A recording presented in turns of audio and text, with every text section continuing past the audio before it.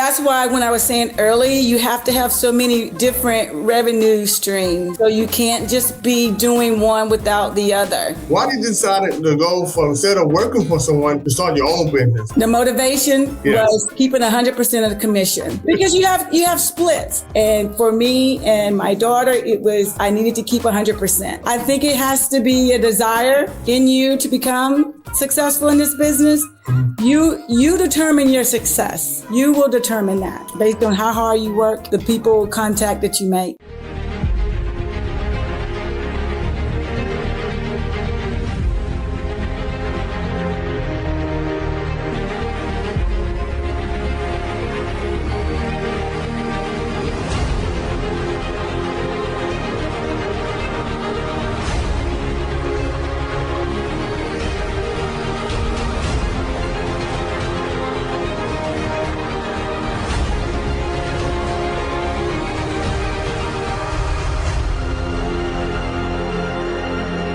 Hello, everyone. Welcome to the Career Education Learners in the Podcast. I'm your host, Mitchell Rivers. I am thrilled and honored to have on our show today, Eunice Dale. Eunice Dale is a real estate owner, and she started her own nonprofit called Charlotte Women of Color. How are you doing today, Eunice? I am fine, Mitchell. How are you? I'm doing fantastic. I appreciate you coming on our show today. Thank you for having me. Now, Eunice, tell us a little bit about yourself and your journey to owning your own real estate company. Oh, thank you. I love to share my story. I started Dyle Real Estate back in 2006 in Greenville, South Carolina, as a single mom. Ooh. And got my real estate license actually in 2003, worked for 2 other real estate companies, and Dyle Real Estate was established in 2006. Wow. And I worked as a real estate agent and actually became great at real estate, selling land, selling homes, and then also worked on the buyer side of the transaction. So I worked hard to provide a living for my daughter and myself. And Dyle Real Estate also came out of Greenville, South Carolina to Charlotte, North Carolina in 2014. And Charlotte has been wonderful to me. Now, did you go to school for real estate? Did you go to college and major in something business? Or did you just want to start your own real estate business? No, I went to Wingate. It was college at the time. It's now Wingate University in Wingate, North Carolina. I graduated with a bachelor's degree in a business administration. Oh, so when you got your business degree, did you determine before you got your business degree that you were going into real estate, or was there other options on the table? Like, was you going into banking and finance, or were you going to manufacturing, or you just always want to be in the real estate? Actually, real estate dropped into my lap. I think it was a God-given business. I actually worked prior to starting Dyle Real Estate. I worked in the financial department. I worked as a credit manager for different companies. And what we did there is that we handled their accounts receivable. And we actually was a collections department for several major companies. And it wasn't until I had my daughter that I realized that I couldn't go back into a job like that full time, that I needed to look for something else that was friendlier, more flexible with my daughter. And after seeking 3 different people at 3 different times, that they convinced me that I should go into real estate. And I said, I said, why? They said, because you will be good at it. I said, what do you mean good at it? You are a people person. Mm-hmm. You like to be around people, and that business puts you out front in front of people. And I was like, wow. And after thinking about it, I said, oh my goodness, maybe I should go into real estate. And I took the course and passed. And then I went on further and decided that I wanted to have my own real estate company, which means I had to take courses as a broker in charge, took those courses, passed the test, and here today with Dyle Real Estate being my primary income and source of income. So real estate has been my baby. What are some of the characteristics that apparently you got you saying you're a people person. Are those the characteristics or some of the things that you need to have to make it in real estate? Because real estate is an up and down business as far as when the market is good, it's good, and then when it's bad, it's bad. So what are some of the qualities one need to have to become successful in real estate? Oh, you always have to continue to reinvent the wheel. Oh. And of course, your personality would get you far, but you have to have business. You have to be business savvy. You have to continue to think of how can you make money in this business? How can you continue to think outside of the box? And once you do, then you can go into so many avenues of real estate. You can go into, as I was mentioning, residential. That's selling homes for sellers, helping buyers buy homes. You've got land that is being sold to developers. You've got commercial, which opens up so many other avenues that you can make income from. So you just gotta be willing to divvy into all of those different avenues of income. Does Dow, do y'all do real estate? I mean, in your real estate business company, do y'all do residential and commercial? Yes, we do. Believe it or not, commercial goes a little step into retail, industrial, land, as I mentioned, and you can sell like service stations. That's commercial. Oh. You know, when you look at it, office buildings are commercial. You can go into leasing space in office space inside of a huge office building.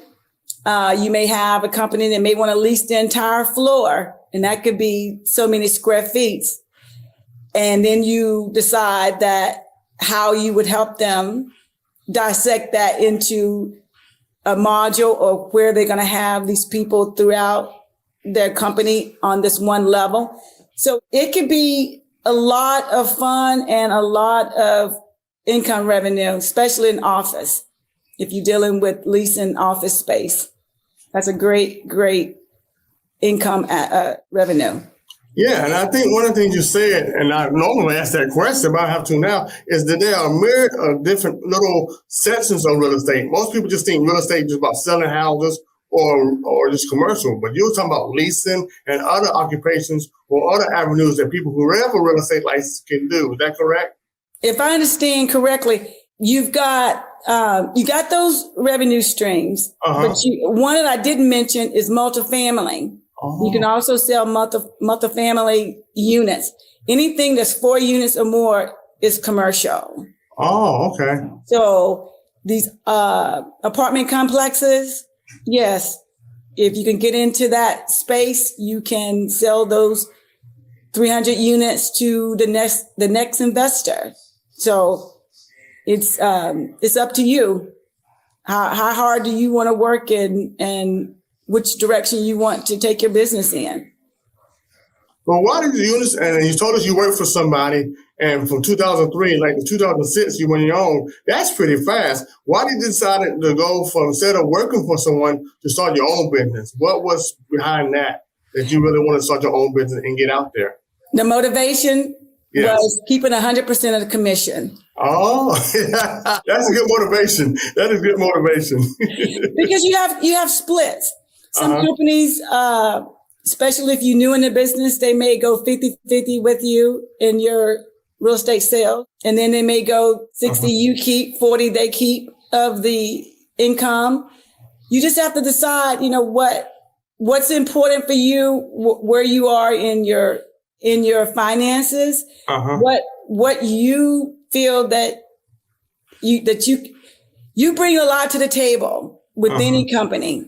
You have to decide how much of that you want to share with that company. And for me and my daughter, I needed to keep 100%. So I started Dyle Real Estate, as I said, in 2006. Wow. Now, what were some of the challenges going out there on your own so soon? Did you have a lot of challenges? That I know anytime when I'm an entrepreneur myself. I know I face challenges and talk to other entrepreneurs. Each one have our unique challenges, whether raising capital or finding an office or via whatever you want to do there. What were some of the challenges that you encountered in starting your own business? And how did you overcome it? One of the things in this business, which is so beautiful, you're not required to have a brick and mortar location. You can work inside of your home. And that was easy. That was the model that I needed at the time, because I was a stay-at-home mom. And then, of course, my daughter was very young, and it was better for me to have her home and I work out inside of my home and run my business that way. That was for me, that was the way to present my company and present myself to my clients. And going to my clients was the way it worked. I met them on their turf, so they didn't have to meet me on my turf. So that's very good, because a lot of single mothers or single people or people who are busy, that want to go into real estate, you see there's options there, And what do you enjoy most about having your own company besides the money? I'm sure there's other things that I can just tell from your passion here that, yes, everybody wants to earn their money. I understand that, but there still had to be something there that you just love about real estate. Oh, I do.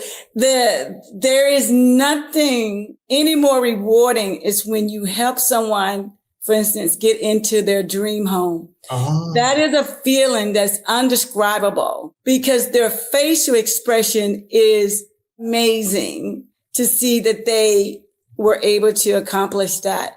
And then for me to be a part of it in helping them get into their dream home, I walk away with so much joy that I have done this for this family or this individual. It's amazing. That keeps me going in helping people realize their dream. And that dream is owning their own home. It's amazing. It's amazing to help someone. So yeah, it's amazing to be on the other end. I remember when I first got my first home, it was fantastic. You really feel like, now you're a part of something, right? Part of that American dream, right? Yes. I had a wife and my oldest son was born in, and to be able to get a home, I really felt like, I'm part of the American, story or dream story, right? And we didn't have a picket fence. we didn't have a car, home, the American quote dream there. But it is great when you get your first home, especially when you live in an apartment for most of your life, and to where you don't have to worry about people knocking on the walls or loud music and all that stuff. You get into a home and feel part of a community. Exactly. To feel part of a community. That brings everything full circle. Is when you're in a community with other people and surrounded in your home with other people, and they're in their home. There is nothing any more rewarding than hearing the birds chirp early in the morning because you're in your own home. I'm going to say, when you realize that dream and you're there, oh my gosh, you would not want to go back to an apartment. You would not want to go back to renting at all. You'll go from one home to the next because you know the rewards and the feelings that come with that. And you're also building equity, right? For once, then you're an owner for once rather than a renter. Oh, absolutely. When you're a renter, you have a leasehold and you don't own that. Mm-hmm. Someone else does. But when you have your own home, you are paying to own that home eventually. And while you're paying, you build an equity, as you mentioned, and those homes will appreciate, and they should appreciate, especially if we are in an upside economy and it's growing. And everything is playing its part into making this economy thrive. You will thrive. you will have equity at some point when you're ready to sell your home. So how do you manage, especially during these times when the market goes way up or way down, like the 2008 crash? How does one manage that? I mean, you still have your company, and I'm sure a lot of companies went out of business during that time. How do you manage the ups and downs of the market? Oh, that's why when I was saying earlier, you have to have so many different revenue streams. So you can't just be doing one without the other. So you have to always have multiple streams of incomes coming in to survive a downward recession, as you were saying. And then there was some, I will admit this, there were some programs out there that allow people to tap into, they nonprofits that were giving $10,000 and $15,000 to small businesses to help them get back on their feet. So there was those opportunities that were there. Yeah, I'm glad you mentioned that. So there's still a lot of programs. I know when I got my house back in the 90s and early 2000s, there's a lot of programs for first-time buyers. Are there still a lot of programs out there for first-time buyers? Yes, they are. And the amount has gone up from 10,000, I believe, to about 12,000, between 12,000 and 15,000 now. So anyone who's watching this podcast, there are a lot of programs. They can ask a broker, they can ask your real estate agent or whoever, but there's programs out there. It's still not, I know these days, things are expensive and it almost seems like a fantasy to get a home, but there's still people still buying homes even during this economy. Is that correct? That is correct. And your lender will know some of those programs. Your realtor will know of how to reach out to some of those programs for you. Mostly your lenders will have that information and ready to help you apply to get that type of down payment assistance. Don't be afraid to ask your lender what is out there that you can qualify for. It doesn't matter. I believe I know there's an income threshold for if you're working and you're making a salary. I think there might be a threshold there, but never say you're not going to qualify. You should apply. You never know. And so with the success of your business, is that what led you to open up that nonprofit? You started a nonprofit, which is fantastic. So let's talk about that nonprofit. What prepared you to start that nonprofit, Eunice? Oh my goodness. The Charlotte win, what made me decide to start that nonprofit is there are 157 people per day coming into Charlotte Metro. That's equating to 57,000 people annually. Wow. And out of those, that number, there are entrepreneurs that are coming here. There are individuals looking to be a part of a system that is helping not only themselves grow their business, but others around them. And the Charlotte Women of Color is based on that. We are trying to give back to each other by supporting each other financially. We want to help our group grow in wealth. Mm-hmm. So we're supporting each other. Mm-hmm. So is that what you want to support other entrepreneurs? Because you know how hard it was when you started being an entrepreneur. And did you receive the help that you want to give out? So what are one of the things that you want to accomplish with this nonprofit? What is one of the objectives that you really want to accomplish? And what I really want to accomplish being in the Charlotte Women of Color, yes, that is to continue to grow it here in Charlotte, North Carolina, and then extend it out into DC and into Atlanta, because I think there's a need there for us as women of color to support each other financially. And so with that nonprofit, is that also as a way to network? Would you agree with that? To network and meet people and get mentors or mentorships? Oh, absolutely. We thrive on getting to know each other. We thrive on knowing that there's diversity in all types of professions. And so therefore, if we need, for instance, a doctor and that doctor is in our group, we will all go and support that doctor. And so if there's, someone that works for Nordstrom, for example, we all would go in on the day that she's in, or call her up and say, hey, what day are you going to be in Nordstrom? And then go in and have her have her wait on you so that she can get the commission from those sales. That's what we want to do. We want to build wealth among each other. Oh, and you're taking in women of all occupations, is that correct? All occupations. We're not limiting anyone. That's great. That is great. And so how can they get in touch with you? And I just did this but I learned in earlier podcasts, they get that in soon as possible. How can women get in touch with you if they want to join your organization? Are you on the internet, social media, or website?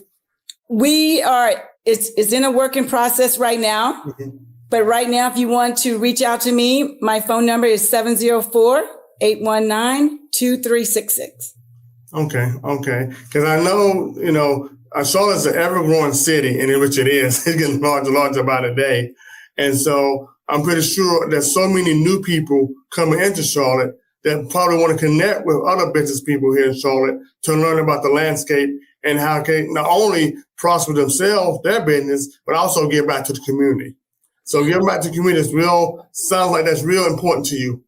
Oh, absolutely. It's important to me. We have to help each other. This is what the journey is about, helping each other along the way.